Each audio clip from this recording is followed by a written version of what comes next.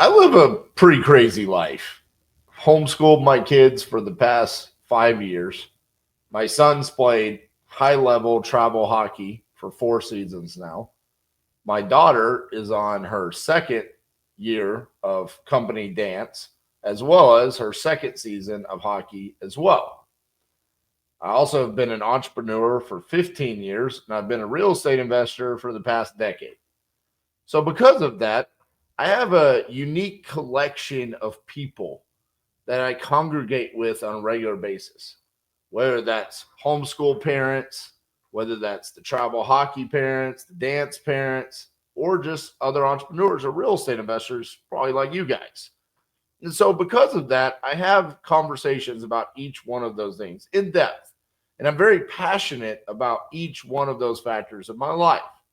And because of that, the way that I think has changed over the past years.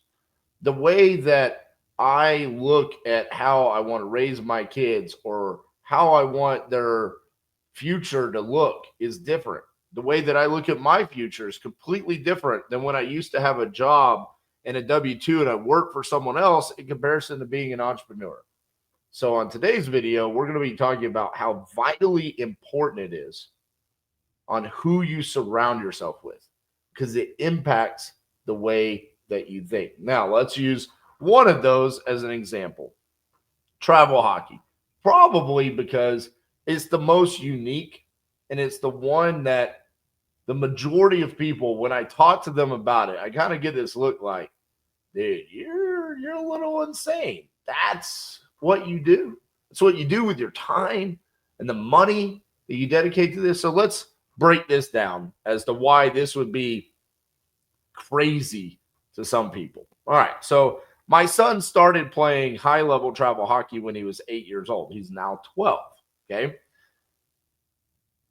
This, because we're in the state of Texas, we're in a great market for travel hockey. The Dallas-Fort Worth area has a ton of great organizations, and he's been blessed to play for some of the best organizations out there. Okay. However, we spend a significant amount of money not only on being on the team, somewhere in the range of $5,000 to $10,000 a season, but it's also the cost of the privates that you have to have. So when I say privates, I'm talking about private coaches, where it's like one-on-one coaching for either skating, shooting, stick handling, skills. There's also the hockey academies. Every year he's attended one of those. That's another anywhere between $5,000 to $10,000 a year. Those have ranged from going in the middle of the day from 1:30 to 3:30 p.m. to now he goes at 6 a.m. to 7:30 a.m., which in order for us to get there on time, we have to wake up at 4:30 in the morning. Okay. Now, most people will look at this and be like, you wake up at 4:30 in the morning to drive your son across town so he can go to a hockey practice, which is not even for his team. It's just an individual practice for himself. He has hockey privates with former NHL players, former Olympic gold medalists, former figure skaters. I mean, it's insane the amount of work that he puts in for this passion that he has. Now, from a family perspective, it is travel hockey. Now, a lot of the league games are here local, okay, but we always have out-of-town tournaments. So I'm just going to use this season as an example. We have already traveled to Denver, Colorado, and Nashville, Tennessee. When I say travel, I'm talking about we got on a plane. We actually flew there. Well, actually, Nashville, I drove. It's the first time I've ever driven to a tournament. But majority of the time, we're getting on a plane. We're flying in on a Thursday. We're playing games Friday, Saturday, Sunday, and then flying back Sunday night. It's not relaxing, okay? It's pretty nonstop. There's always like, hey, we got a game this morning, and then a team lunch, then a game this afternoon, then a team dinner, and then you're hitting the sack, and then you're getting up at 5 o'clock in the morning, and you're having another game the next day. It's nonstop. We still have Fargo, North Dakota, right after New Year's. So we're going to be in Fargo, North Dakota in the coldest time of the year. And then we also this year, my son's team actually qualified for what's called Pee Wee Quebec. So we're actually going international to Quebec, and we're playing in the highest level competition in the world where we're going to be playing against teams from Hong Kong, Germany, Austria. I mean, literally all over the world. And then, of course, the Canadian and the United States. It's a massive opportunity. This is the exact same tournament that players like Wayne Gretzky and Sidney Crosby and Austin Matthews have played in. It's a great opportunity. However, it's very expensive, and we're going to be up in Quebec for over a week. Okay, so cost for that trip alone, with everything that comes across for a family, is about $11,000. Now, to put this into perspective, our team has 19 kids on it. Now, when you talk inside of the circle of the parents that either are on a travel hockey team or on our travel hockey team, this is completely normal. This is an honor to be going to Pee Wee, Quebec.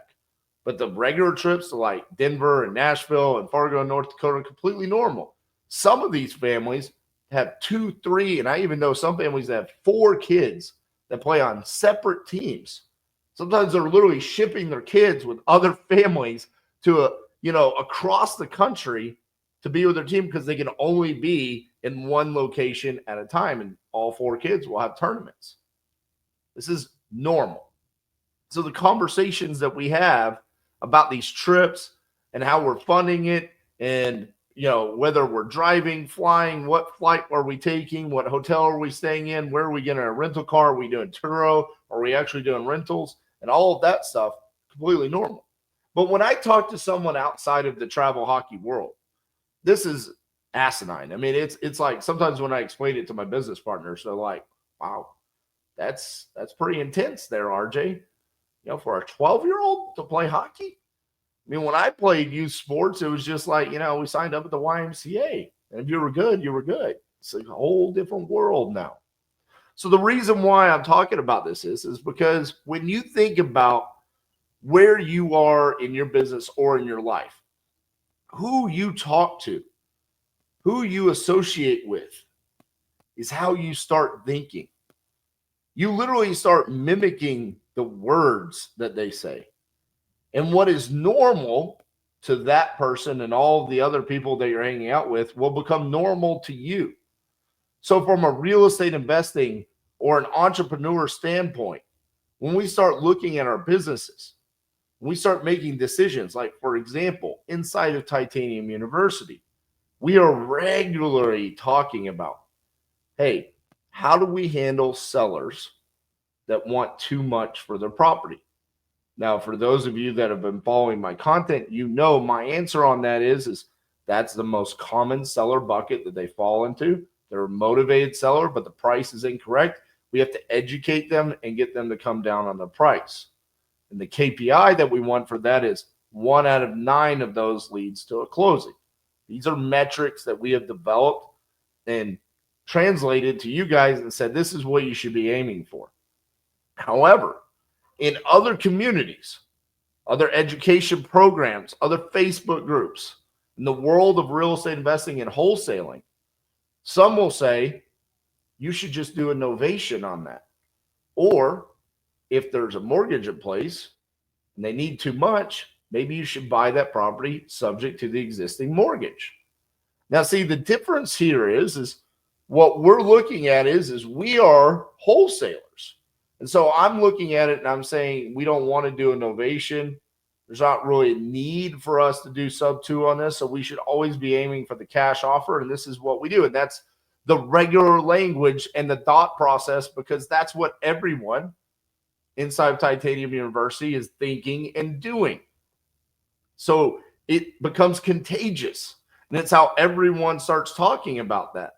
However, if you're hanging out with a different crowd that's telling you to do novations, that's what you start thinking you should do. What happens there is you never even give yourself an opportunity to try to close that deal cash and make it a wholesale transaction. You just automatically default to doing a novation or sub 2 or another strategy.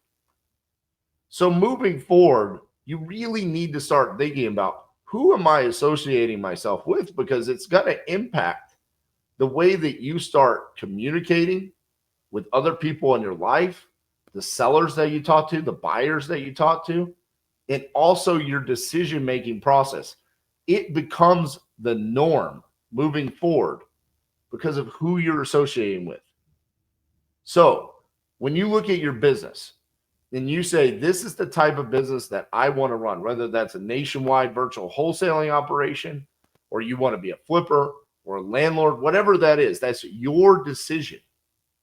You should then base your decision on who you hang around, the community that you're a part of, around that decision for your business. I am a wholesaler. I want to be a part of Titanium University.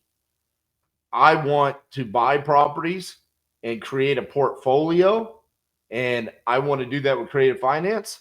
Sub 2 would be that community. When sellers want too much and I don't want to do wholesaling and I want to do novations, then that's where you would go to the Eric Brewers and the Rich Wonders, because that's the community for those people. However, if you want to be a great wholesaler and you're inside of a community that doesn't regularly talk about wholesaling and how to close deals for a discount and talk about where end buyers buy, then that's where you're going to suffer, and you're literally hindering yourself on being a great wholesaler. So moving forward, start thinking about, who am I associating myself with on a regular basis? Because it is going to impact your own actions, and you're not even going to know that you're doing it. Another example of this is Garrett Littleton. Love G. He's been with us for 2 years now. Me and him, we love talking sports. We play Madden. We play NCAA together. We go golfing. Love having him in my family.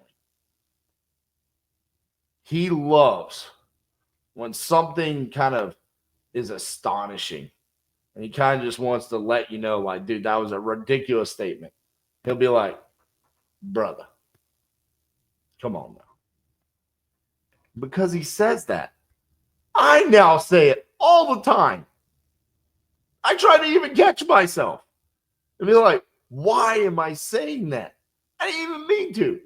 It's because of the association of being around Garrett all the time and hearing him say it. So again, not only in the communities that you're with, but even in your personal life, the people that you are working with on a daily basis, they are literally going to impact the words and the thoughts that you have. You are going to become part of the people that you're around the most. So really look around your inner circle and say, is this who I want to be right now?